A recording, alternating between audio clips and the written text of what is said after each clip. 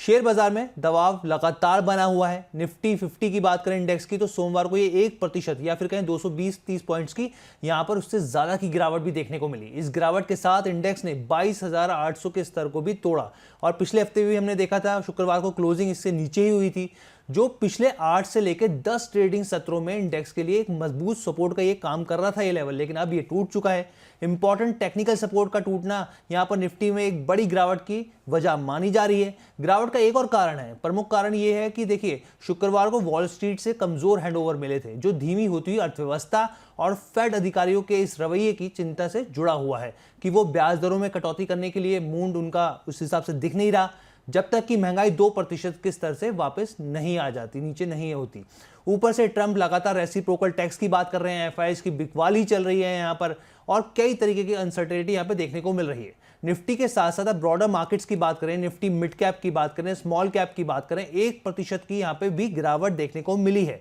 लेकिन हालांकि थोड़ा सा बाजार संभलने की कोशिश कर रहा है, लेकिन फिर भी यहाँ पर दर्द अभी बना हुआ है। और अगर मैं आपको बारीकी से और चीजें मैं आपको बताऊं तो देखिए, सबसे पहले हम लोग बात करते हैं ब्रेथ की, बाजार की ब्रेथ की स्थिति क्या है यहाँ पर।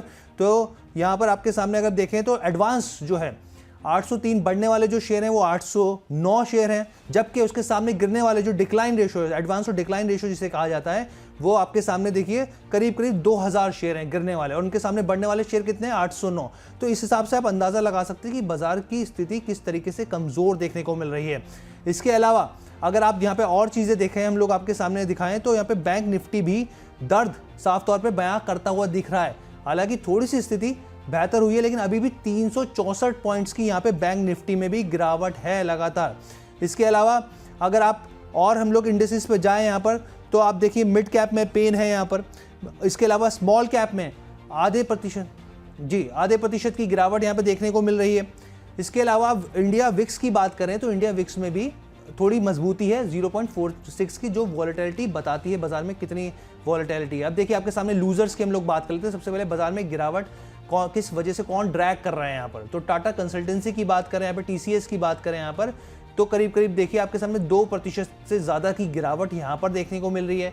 भारतीय एयरटेल की बात करें तो यहाँ पे भी 2.08% की गिरावट है। इंडसइंड बैंक यहाँ पर 1.5% की गिरावट देखने को मिल रही है, और इंडसइंड बैंक एक बड़ा बैंक यहाँ पर है जिसकी वजह से बैंक निफ्टी पे भी दबाव देखने को मिल रहा है। और कौन से लूजर्स हैं आपके सामने स्क्रीन पर, बजाज फिनसर्व करीब करीब 1.4% की गिरावट यहाँ पे, टेक महिंद्रा में 1.28% यहाँ पे नीचे जाता हुआ दिख रहा है आईटी सेक्टर से। टाटा स्टील में भी लगातार दबाव बना हुआ है और यहाँ पे भी करीब यहाँ पे 1.5% की आसपास गिरावट देखने को मिल रही है।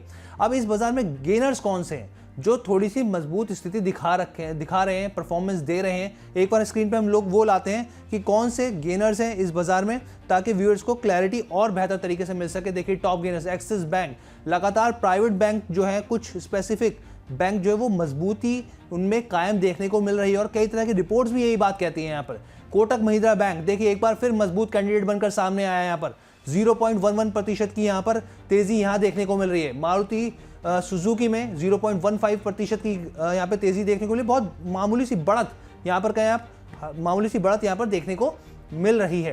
हालांकि आप ऑटो इंडेक्स की बात करें तो दबाव यहाँ पे अभी भी कायम है। यहाँ पे आईटीसी की बात करें यहाँ पे तो 0.39% की यहाँ पर एक हल्की सी तेजी है। एफएमसीजी नेस्ले की बात करें तो करीब 1% की तेजी के साथ उछाल यहाँ पर नेस्ले इंडिया में देखने को मिल रहा है। और महिंद्रा में तो जो रिपोर्ट आई है और करीब 53% के कई ऐसी ब्रोकरेजेज हैं जो करीब 40%, कई 53% की अपसाइड यहाँ पर देख रहे हैं, और वो तेजी यहाँ पर आपको इसके स्टॉक में झलक रही है यहाँ पर। तो ये सारे काउंटर्स हैं हम लोगों के और आपके सामने दिखाने की कोशिश करी है हमने। अब हमारे साथ जो गेस्ट हैं बीएनके सिक्योरिटीज के हेड रिसर्च रचित खंडेलवाल जी, वो हमारे साथ जुड़ गए हैं। सर बहुत बहुत स्वागत है आपका द बोनस प्लेटफॉर्म पर। नमस्कार सभी दर्शकों को भी नमस्कार। और मार्केट तो स्कैरी हो रखा है और कहीं ना कहीं अभी बैक स्टेज पे हम लोग बैठे हुए थोड़ी जिद्दोजहद कर रहे थे। आई एम सॉरी अगर आप लोग को थोड़ी सी प्रॉब्लम फेस हो। मेरे दोनों कनेक्शंस जो हैं वो बिल्कुल निफ्टी और बैंक निफ्टी की तरह बिहेव कर रहे हैं। तो इंटरनेट भी आज में थोड़ा सा ऐसा लग रहा है कि निफ्टी और बैंक निफ्टी की तरह सपोर्ट नहीं कर रहा है मुझे। जी तो थोड़ा सा ग्लिच आप लोग को मिल सकता है। बिल्कुल सर, वो हम लोग देखेंगे रेजिस्टेंस और सपोर्ट कहाँ बनता दिख रहा है आपके इंटरनेट पर। लेकिन तमाम व्यूअर्स के हमारे पास सवाल आते जा रहे हैं और हम लोग पूरी कोशिश करेंगे कि आपके सवालों के जवाब देने की कोशिश करेंगे। खंडेलवाल जी हमारे साथ जुड़ी गए हैं। सर सबसे पहला मेरा सवाल आपसे, जो हम लोगों ने लगातार देखा, करीब 8 बार अटेम्प्ट हुआ यहाँ पे, हम लोगों ने देखा कि किस तरीके से यहाँ पे 22,800 का लेवल टूटता हुआ दिखा। अब स्थिति आपको बाजार में जिस तरीके से घेराती जा रही है, गिरावट बढ़ती जा रही है, क्या मूड माहौल बाजार का दिख रहा है? देखिए हर्ष, इसके पहले मैं एक चीज यहाँ पे ऐड करना चाहूंगा कि अभी लास्ट वीक ही विपुल सर के साथ जब मैंने शो किया था, जब आपने कवरेज भी किया था उसमें, जी तो मैंने एक चीज बड़ी क्लियरली बोली थी कि ये जो बार बार मार्केट जिस तरीके से सपोर्ट टेस्ट कर रहा है वो एक अच्छी बात नहीं है। और आज आप देखिए वो देखने को भी मिल रहा है कि उस सपोर्ट को मार्केट ने फाइनली ब्रीच कर दिया है। अब देखिए अब यहां से क्या डायरेक्शन बनता है, यहां से डायरेक्शन सिंपल है। अगर आज क्लोजिंग बेसिस पे 22,610 के नीचे हम लोग बंद हो जाते हैं तो देखिए ये पेन और गहरा सकता है। और अभी कोई भी रिस्पाइट हमें एक्सपेक्ट नहीं करनी चाहिए, क्योंकि अगर आप चार्टिकल पैटर्न्स में देखेंगे तो आज ड्यूरिंग द डे मार्केट बहुत बार कोशिश कर रहा है, ओपनिंग के टाइम भी करी थी, 22,610 के ऊपर जाने की जो कोशिश है ये बार बार फेल हो रही है। और ये अगर क्लोजिंग के टाइम तक नहीं मेंटेन होता है तो फिर एक सिंपल लेवल खुलता है 22,033, वहां पे जाके मार्केट को कोई रिस्पाइट मिलना चाहिए। और बैंक निफ्टी भी देखिए अपने इंपॉर्टेंट सपोर्ट के नीचे ही मेंटेन कर रहा है। अब 48,100 का एक सपोर्ट है जो कि हमने फ्राइडे को भी, सॉरी लास्ट वीक भी आपके चैनल पे बात करी थी कि वहां पे अगर सपोर्ट लेता है तो बैंक निफ्टी में कोई रिवर्सल है। अदरवाइज अभी मूड माहौल खराब है, सिचुएशंस खराब हो रही है। और आप देखिए बजाय इसके जो आरबीआई की एमपीसी की मीटिंग आई थी उससे कहीं ना कहीं आज सुबह ऐसा लग रहा था कि मार्केट को सपोर्ट मिल जाएगा, क्योंकि वो लिक्विडिटी इन्फ्यूज करने की बात कर रहे हैं। उस बात को भी बाजार ने बिल्कुल दरकिनार करके रख दिया है। और जो सेलिंग प्रेशर है वो कहीं ना कहीं अभी बहुत ज्यादा हावी होते हुए दिख रहा है। अच्छा, तो सर यहाँ पर जो आप बात कह रहे हैं 22,600 के अगर नीचे बाजार बंद होता है तो एक बड़ी कमजोरी और देखने को मिलेगी? बिल्कुल देखिए, क्योंकि वेरी फ्रैंकली हर्ष आप देखें कोई जी सपोर्ट नहीं है। और मैं समझता हूं ये सेलिंग कार्डनेज जो है ये और थोड़ा आपको डीप डाउन होता हुआ दिख सकता है। इसके पीछे का एक सिंपल अगर हम वैसे लॉजिक देखें तो 22,700 22,800 जो आपका एक सपोर्ट तोड़ा गया है, जी उसके बाद ये सेलिंग प्रेशर इसलिए भी हावी हो रहा है कि वीकर हैंड्स तो पहले ही निकल गए थे। अब कहीं ना कहीं वो जो स्ट्रॉन्ग हैंड्स हैं वो भी मार्केट में एक सेलिंग का दबाव बनाते हुए दिख रहे हैं। उनकी तरफ से भी ऐसा लग रहा है कि वो अब मार्केट में रिस्पाइट नहीं देख रहे हैं और करेक्शन थोड़ा और आपका गहरा सकता है। करेक्शन और गहरा सकता है। लेकिन सर एक सवाल और बनता है यहाँ पर, क्योंकि कई तरह की चीज़ें हम लोग देख रहे हैं, पढ़ रहे हैं, समझने की कोशिश कर रहे हैं। एक चीज़ बताइए कि बाजार की स्थिति आपको कब बेहतर हुई, क्योंकि इसका जवाब नहीं पता किसी को कि बॉटम कहाँ बनेगा। लेकिन आपको लगता है कि मार्च सीरीज में क्या एक तरीके से बाउंस बैक होता हुआ दिख सकता है, या अगर मान लीजिए 22,200 या 22,000 के लेवल पर आता है बाजार तो वहाँ से निफ्टी वापस एक मजबूती के साथ वापस आ सकता है? देखिए हर्ष, करंट लेवल्स पे ना बहुत मुश्किल है प्रिडिक्ट करना कि मार्केट कहाँ पे बॉटम बना सकता है। जी और इस वीक की तो आयरनी आप देखिए क्या है, इस वीक में आपकी मंथली एक्सपायरी है सेंसेक्स की जो कि कल है, जी थर्सडे को है निफ्टी की मंथली एक्सपायरी, वेंसडे की छुट्टी है और ट्रंकेटेड वीक है। तो वॉलेटिलिटी तो बहुत एक्सट्रीम रहने वाली है। और इसी कारण से मैं आपको ये जो बात बोल रहा हूं कि 22,610 का एक जो लेवल है, और मैं क्यों एक्सपेक्ट कर रहा हूं कि मार्केट जो कि अभी मुश्किल से सवा घंटे की ट्रेडिंग और बची है उस लेवल को वापस प्रोटेक्ट कर सकता है, क्योंकि वॉलेटिलिटी बहुत ज्यादा रहने वाली है। अब बात ये आती है कि मार्च सीरीज में क्या होने वाला है।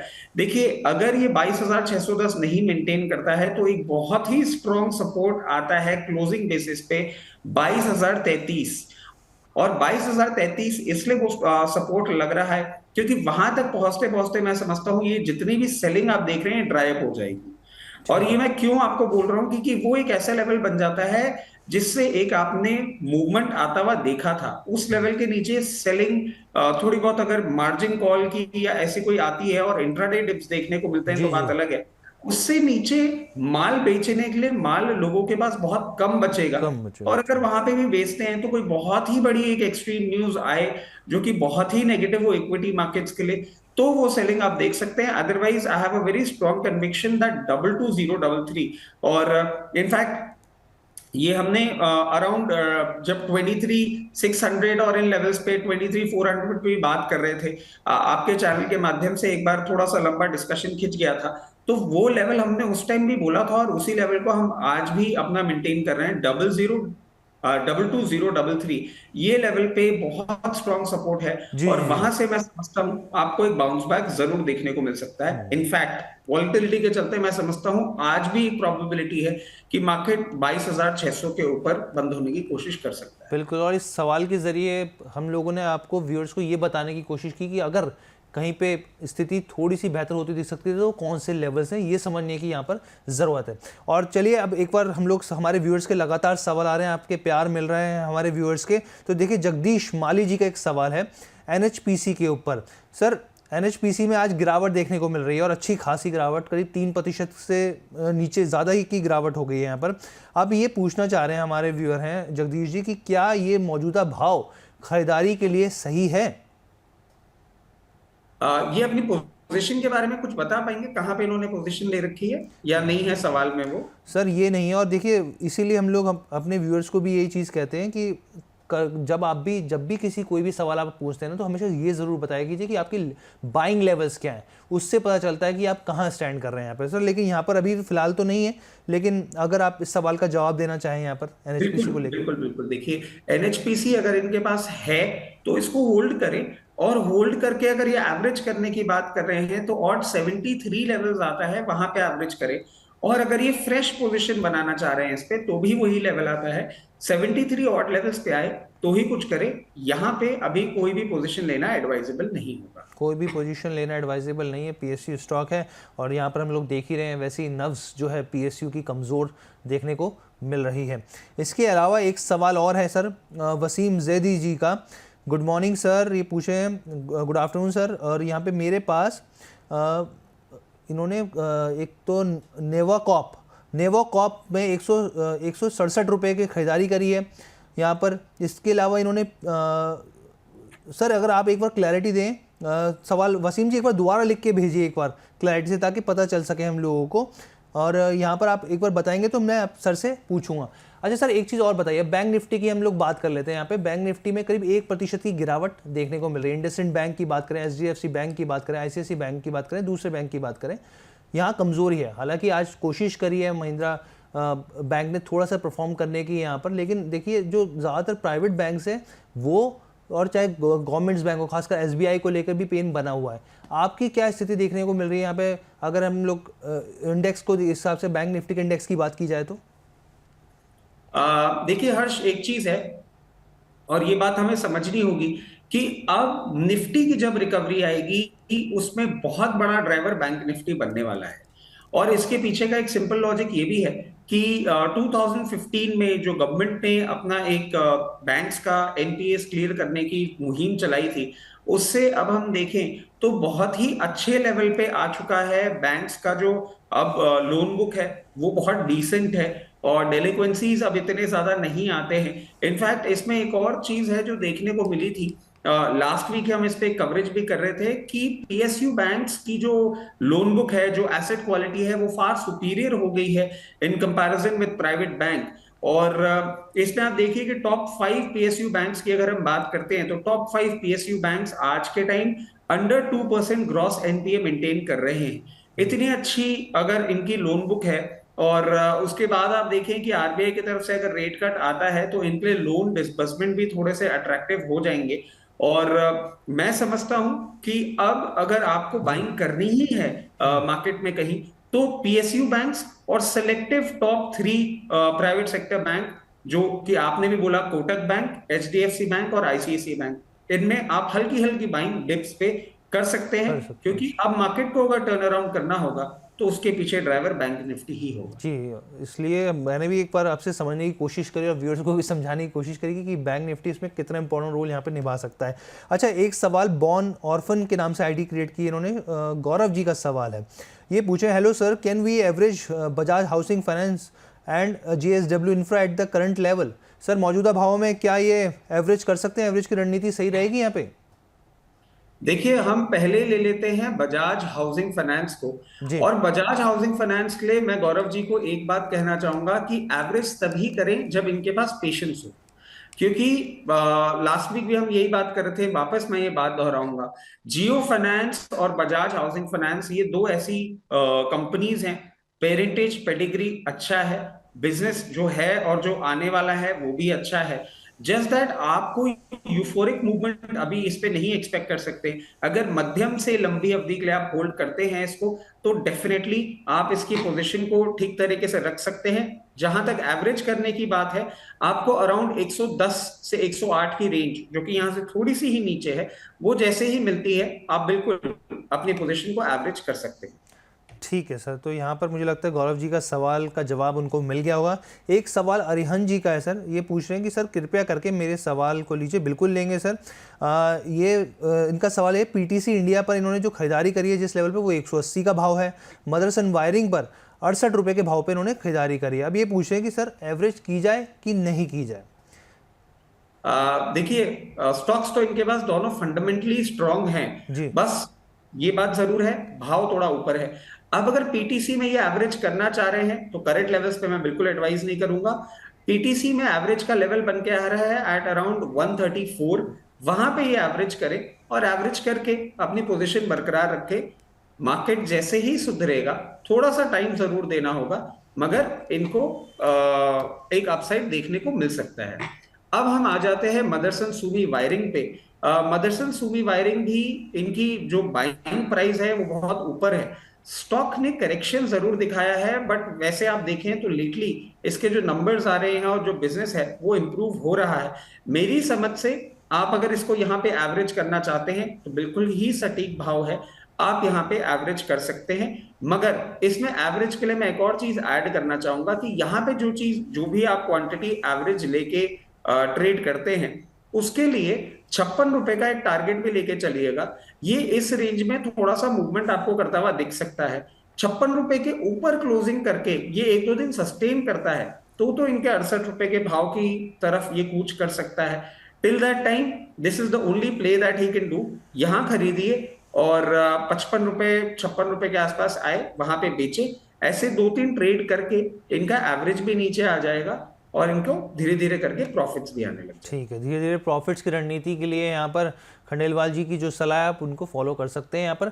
अब देखिए, क्योंकि लाइव स्ट्रीमिंग पे तो सवाल आ ही रहे हैं, फ़ोनों पे भी सवाल आने शुरू हो गए हैं। तो हमारे जो व्यूअर हैं रितेश जी दिल्ली से जुड़ गए हैं।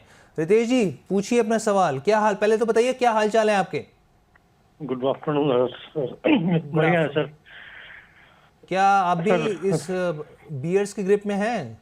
जाहिर सी बात होंगे, लेकिन कितना बड़ा करेक्शन है ये तो बताइए पोर्टफोलियो में आपके। 25% अभी लॉस में ओवरऑल पोर्टफोलियो में। लेकिन ठीक है, तो मतलब सारे एक्सपर्ट तक के भी पोर्टफोलियो लॉस में, तो हम तो रिटेलर्स हैं। बिल्कुल सर, अभी वो इशू नहीं है सर। इस तरह की खबरें चली थी, दिग्गज इन्वेस्टर जो है उनके भी पोर्टफोलियो में 25 से 40% का करेक्शन देखने को मिला है। जी, पूछिए अपना सवाल। सर, मैं रचित सर का अच्छा फैन हूँ, बहुत अच्छे लगते हैं उन्हें, खासकर उनकी स्माइल्स और जिस हिसाब से वो डिस्कस करते हैं सारी चीजें। तो मेरा क्वेश्चन रचित सर से है कि मेरे पास ग्रिप्स कॉटन के 285 के रेट पे 90 शेयर है, 90। तो अभी तो थोड़ा लॉस में हूँ, तो अभी इसको होल्ड करूँ कि मतलब लॉस बुक कर लूँ? क्या फ्यूचर क्या है इसका, ग्रिप्स कॉटन का? जी, खंडेलवाल जी। देखिए, पहले तो रितेश जी को बहुत बहुत शुक्रिया कि उनको इस चेहरे पे भी जो स्माइल है वो अच्छी लगती है। और ऐसे जब कमेंट्स मिलते हैं तो डेफिनेटली एक अपने एग्जिस्टेंस का और जो हम आपके साथ थोड़ी सी मेहनत करते हैं उसका ऐसा लगता है कि शायद हमको फल कहीं ना कहीं देखने को मिल रहा है। अब हम ग्रीव्स कॉटन पे आ जाते हैं। तो ग्रीव्स कॉटन का मैं माफी चाहूंगा, एक बार ये भाव बता पाएंगे कहाँ पे इन्होंने ले रखा है? किस भाव पे ले रखा है रितेश जी आपने ग्रीफ कॉटन का? 285। 285 सर। 285, ठीक है, थोड़े से हायर साइड पे इन्होंने ले रखा है। जी। मगर अभी यहाँ पे कुछ भी ना करें और थोड़े से टाइम का इंतजार करें। एक प्रोबेबिलिटी तो ये भी है कि इनको एवरेज करने की जरूरत ही ना पड़े और इनका भाव और उसके ऊपर के लेवल्स इनको देखने को मिल जाए। कंपनी फंडामेंटली बहुत अच्छी है, मगर अगर मानिए कि मार्केट के करेक्शन के चलते इनको अराउंड 240 लेवल्स पे ये देखने को मिलता है, यहां से 20 रुपए का और अगर डाउनसाइड करता है तो जो भी एवरेज करना चाह रहे हैं उसका 50% पोर्शन, जैसे मान लीजिए अगर ये 100 शेयर लेना चाह रहे हैं तो 50 शेयर 240 238 के लेवल पे अगर ये देखने को मिलता है तो वहां पे लेके रखें और फिर अपनी पोजीशन आगे बढ़ाएं। अभी इनके लिए नो ट्रेड है, क्योंकि यहाँ पे इतना इनकी बाइंग से इतना पास में है कि एवरेज करने का मतलब नहीं बनता। इतने वॉलेटाइल मार्केट में पोजीशन इंक्रीज करने का कोई sense at the very face of it दिखता नहीं है। ठीक है, अभी जो मौजूदा हिसाब से जो सर कह रहे हैं मौजूदा भाव के हिसाब से अभी एवरेजिंग की सलाह यहाँ पर नहीं दी जा रही है। एक और सवाल ले लेते हैं हम लोग। साई के नाम से इन्होंने आईडी क्रिएट कर रखी है ईडा के ऊपर।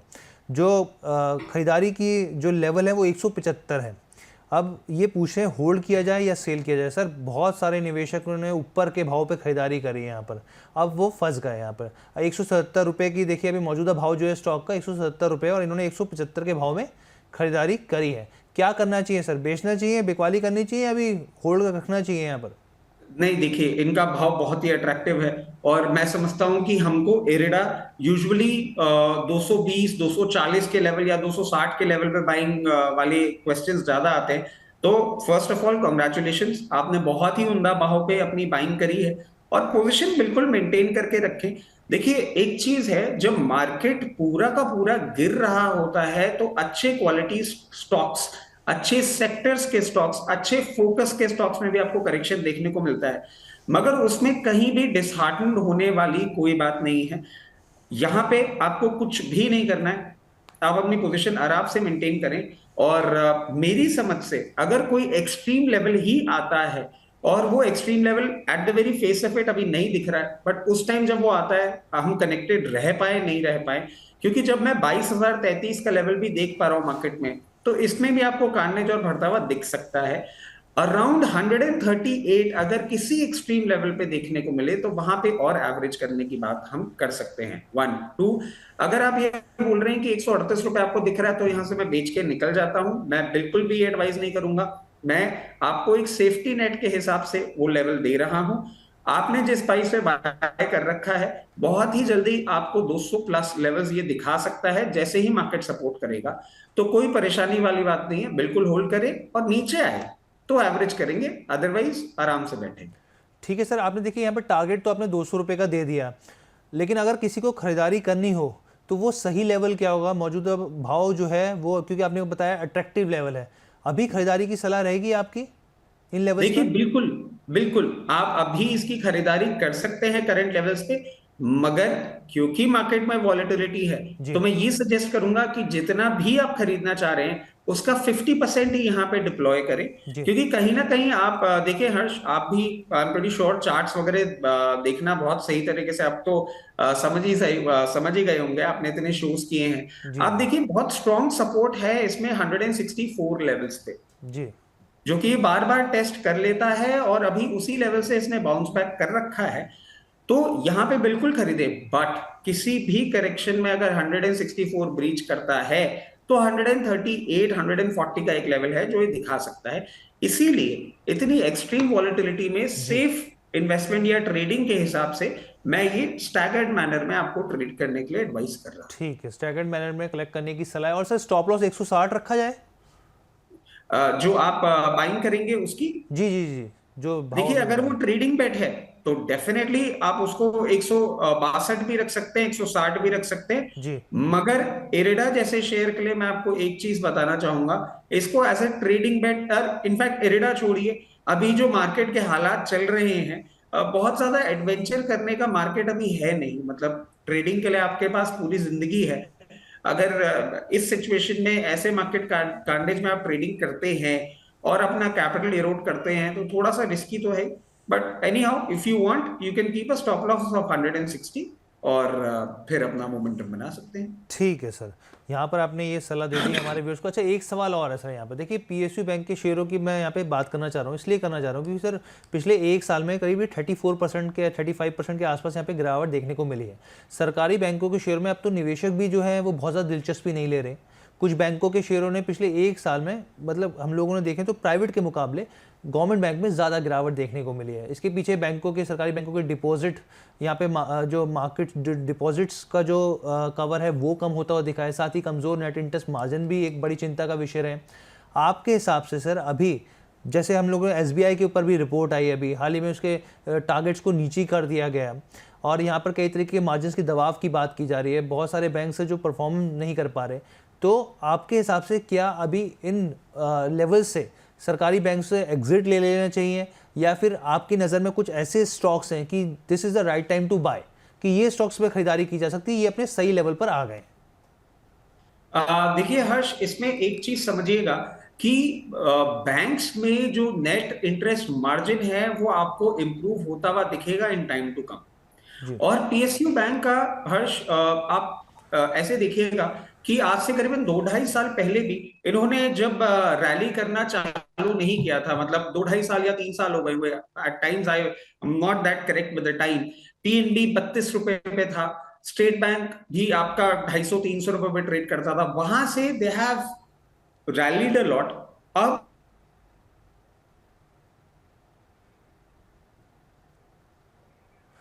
सर आप, मुझे लग रहा है म्यूट हो गए हैं, आपकी आवाज़ नहीं आ रही। जो हम लोग बात कर रहे थे ना नेटवर्क को लेके, तो शायद वही इशू देखने को मिला है अभी।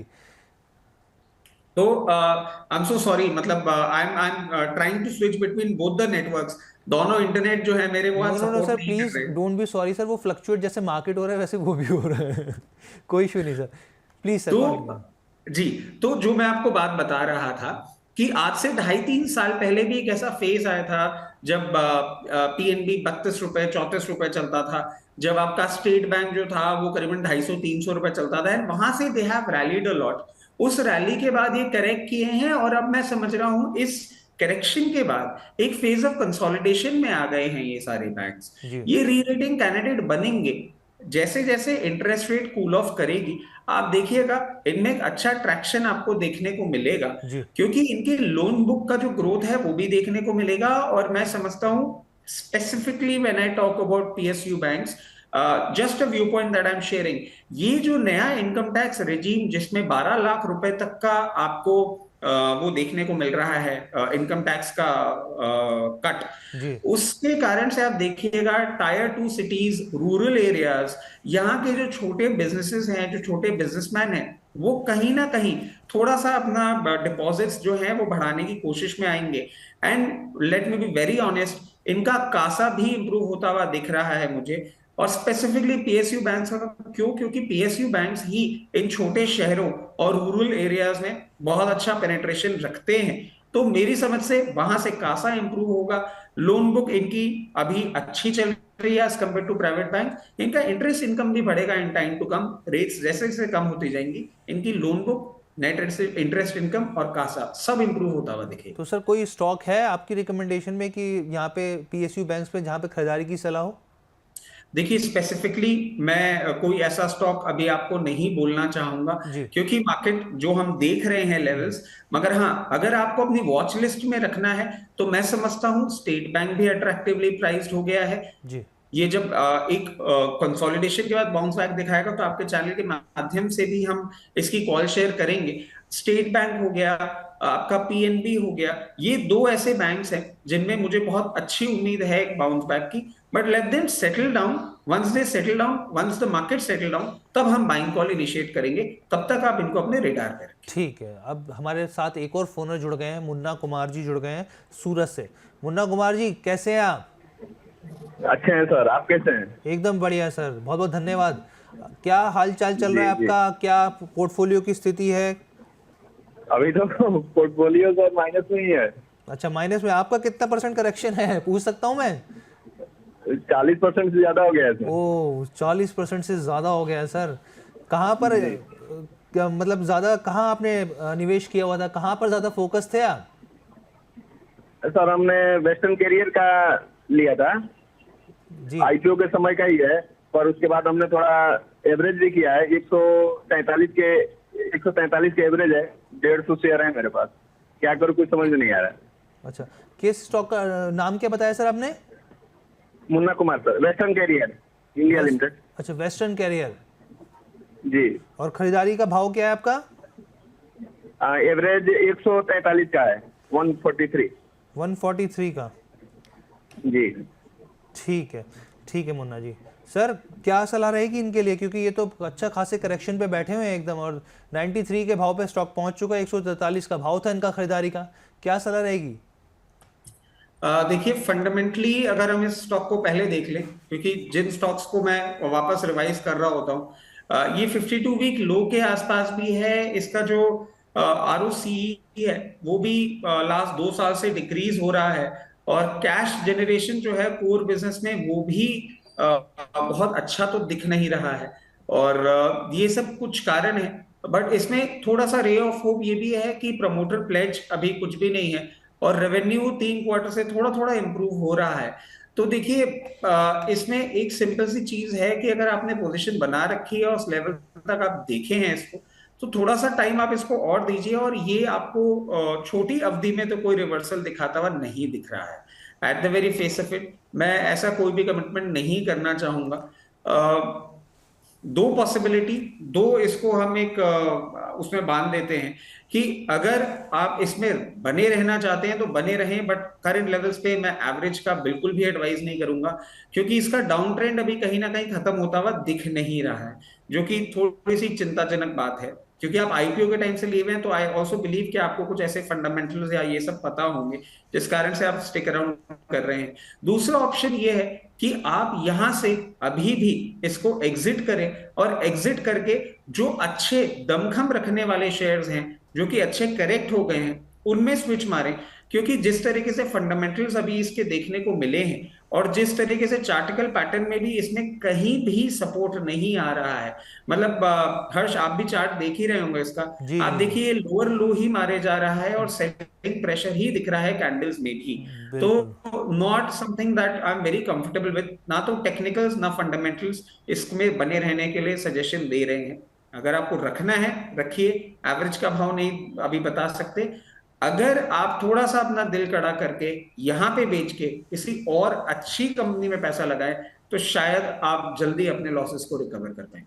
जी, और बिल्कुल कई बार जो है ना, थोड़ा सा दिल को मजबूत करके फैसले लेने पड़ते हैं जो उस समय आपको अच्छे नहीं लगते, लेकिन भविष्य के लिए आपके लिए अच्छे होते हैं। तो शायद खंडेलवाल जी की सलाह यहाँ पर यही रहेगी कि आप यहाँ पर थोड़ा सा अपने आप को मजबूत कीजिए और आगे बढ़िए, उन शेयरों की तरफ देखिए जो फंडामेंटली मजबूत है। फंडामेंटली मजबूत स्टॉक जो होते हैं ना, वो बहुत आपके लिए और हर एक निवेशक के लिए बहुत काम के होते हैं, और आगे जब बाजार में गिरावट आती है तो सपोर्ट का काम भी वही करते हैं यहाँ पर।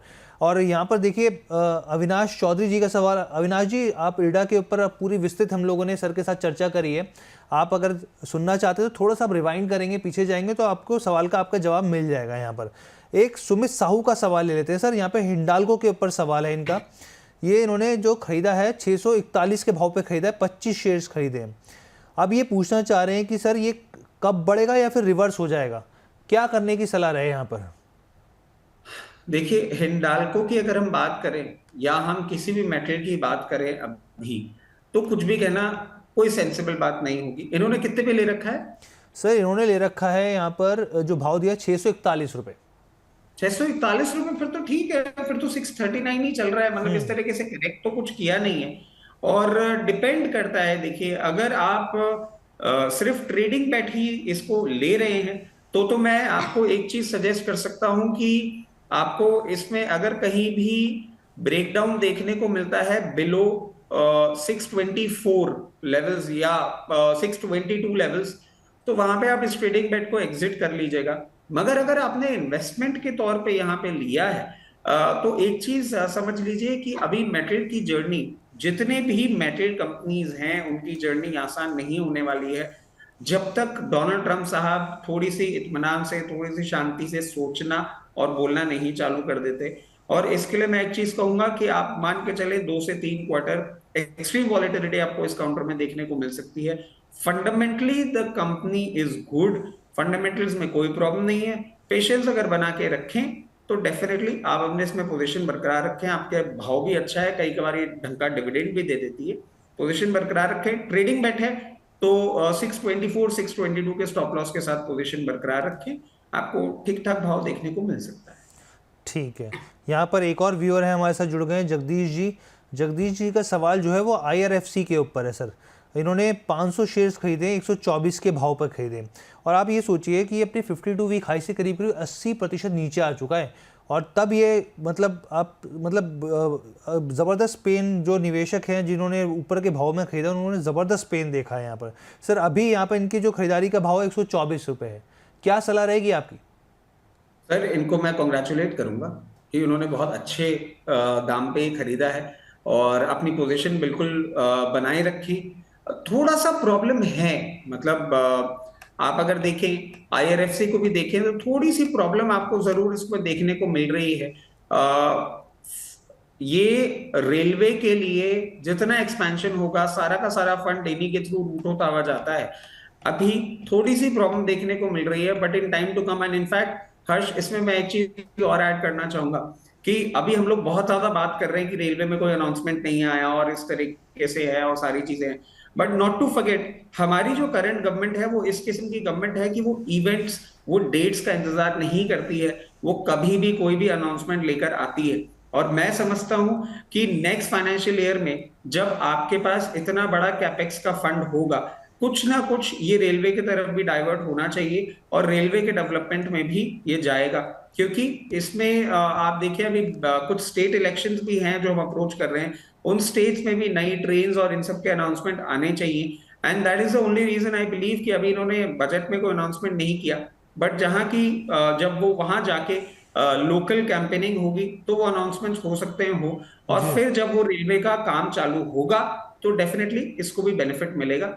अच्छा भाव है और बिल्कुल पोजीशन बरकरार रखें, मगर हाँ ये ना भूलें कि इसमें कोई मैजिक अभी नहीं होने वाला है। ये आप सिर्फ तभी रखें जब आप मध्यम से लंबी अवधि के लिए इसको लेके रख सकते हैं। अच्छा रिटर्न्स आपको आने वाले समय में देखने को मिल सकता है। मिड टू लॉन्ग टर्म का नजरिया होना चाहिए। और आप इस साल के बजट को छोड़ दीजिए, आप तो पिछले मैं देखूँ 2 से 3 साल के जो बजट रहे ना, तो जैसे ही नज़दीक आने लगते थे तो सर रेलवे स्टॉक्स में एक बुलिश मूड देखने को मिलता था, भाग रहे होते थे शेयर्स। लेकिन इस बार एकदम ठंडा रिस्पांस देखने को मिला। हालांकि ये है कि निवेशकों ने बहुत वेल्थ बनाई भी और गंवाई भी, अब जो स्थिति देखने को मिल रही है। अच्छा सर, IRFC की बात कर ली, और बहुत सारे निवेशक जो हैं वो RVNL में भी यहाँ पर फंसे नजर आते हैं, तो RVNL को लेके क्या नजरिया रहेगा आपका, और कौन से आपको स्टॉक दिख रहे हैं अभी रेलवे सेक्टर में? जैसे IRCTC है, मोनोपोली वाला स्टॉक है, कौन से ऐसे स्टॉक है जो आपको लगता है कि नहीं ये ठीक लेवल्स पर हैं, यहाँ पर कुछ बन सकती है गुंजाइश? देखिए RVNL का हर्ष, आप देखिए अभी कुछ हमने न्यूज भी सुनी थी इनके ऑर्डर की, और जिससे हम देख भी रहे थे कि शायद ये कहीं ना कहीं बाउंस बैक करे, बट आज बिल्कुल भी वो बाउंस बैक नहीं आया है। और मैं समझता हूं कि अगर आप RVNL में ही इन्वेस्ट करना चाह रहे हैं तो I would suggest around 340 levels मिले, वहां पे अपने बाइंग पोजीशन इनिशिएट करें। मगर ये चीज का बिल्कुल खासा ध्यान रखा जाए कि उस लेवल पे अपनी पूरी पोजीशन ना डिप्लॉय की जाए, क्योंकि इसके चार्टिकल पैटर्न्स में ऐसे ऐसे गैप देखने को मिल रहे हैं कि 340 के नीचे अगर ये आता है मार्केट के करेक्शन के चलते तो, और क्योंकि ये हाई बीटा काउंटर है, ये कोई नॉर्मल मूवमेंट वाला काउंटर नहीं है, आपने भी देखा होगा 10-10 15-15% का मूवमेंट इसके लिए बहुत नॉर्मल होता है। तो हो सकता है मार्केट के करेक्शन के चलते आपको अराउंड 264 टू 65 लेवल्स मिले, वहां पे अपने पोजीशन और इंक्रीज करें। अदरवाइज जो आपको अभी लेवल दिया है वहां आप अपनी बाइंग करें और इत्मीनान से बैठे।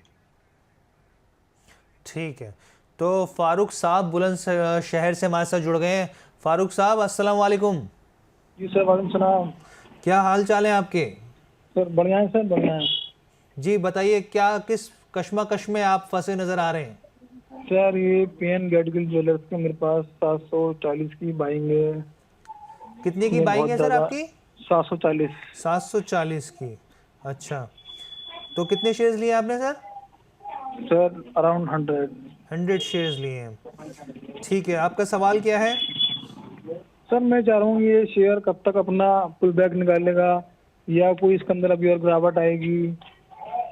जी, ठीक है जी सर। तो पर रजत सर मेरा यहाँ पे सवाल पीएन गडगिल की इन्होंने बात करी, हमने देखा पीछे काफ़ी फंडामेंटली मजबूत स्टॉक यहाँ पे ये स्थिति इसमें शेयर में देखने को मिली है, और खास तौर पे जो मार्केट शेयर भी है इसका अच्छा खासा मार्केट शेयर है अगर आप महाराष्ट्र मुंबई में बात की जाए यहाँ पर। तो आप कैसे देख रहे हैं इस कंपनी को, और आगे जिस तरीके की कई रिपोर्ट्स मैंने पढ़ने की कोशिश समझने की कोशिश करी यहाँ पर ब्रोकरेज की, वो भी काफ़ी बुलिश दिख रहे थे स्टॉक के ऊपर।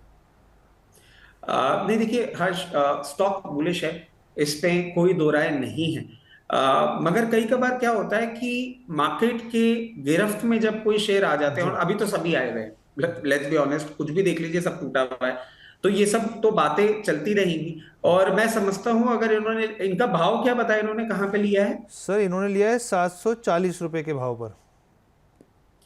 ठीक है, 740 के भाव में ले रखा है, तो अब इनको एक ही काम करना होगा, अराउंड 530 लेवल्स पे आता है तो इसको एक बार ये एवरेज करें, और मेरे हिसाब से इनको 530 देखने को बहुत जल्दी मिलेगा। और 530 के लेवल्स पे एक ये ट्रिपल बॉटम बना के और फिर वहां से बाउंस बैक करेगा। तो जब वहां से बाउंस बैक करेगा तो मैं समझता हूं कि अराउंड फर्स्ट जो रेजिस्टेंस है वो 622 रुपए पे इनको देखने को मिल सकता है। तो 530 के आसपास खरीदें, 622 के आसपास आए तो वह एवरेज करी हुई जो क्वांटिटी है उसको जरूर बेचे 620 622 की रेंज में। इसके पीछे का कारण यह है कि इसके ऊपर कहीं ना कहीं जाने में इसको थोड़ी सी परेशानी आपको देखने को मिल सकती है। तो ऐसे 2-3 बार ट्रेड करके अपनी बाइंग एवरेज को नीचे लेकर आए, और फिर जब ये आप देखें कि अराउंड जो लेवल मैं आपको दे रहा हूं 620 करीब का जो लेवल है उसको ब्रीच करके अगर 2 से 3 दिन मेंटेन करता है तो फिर आपको 700 के लेवल्स भी देखने को मिल सकते हैं।